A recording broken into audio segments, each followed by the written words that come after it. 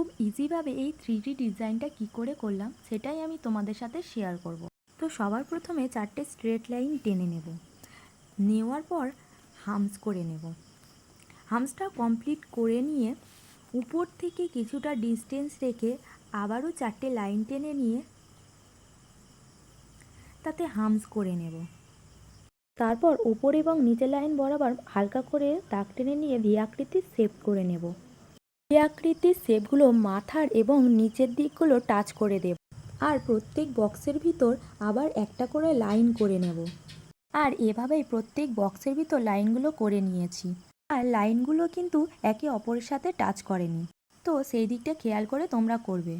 তো প্রত্যেকটা বক্সের ভিতর হালকা করে 3টে পাতা শেপ করে নেব। আর পাতার বাইরের যে ফাঁকা অংশগুলো তোমরা দেখতে পাচ্ছ সেগুলো আমরা ভরাট করে নেব।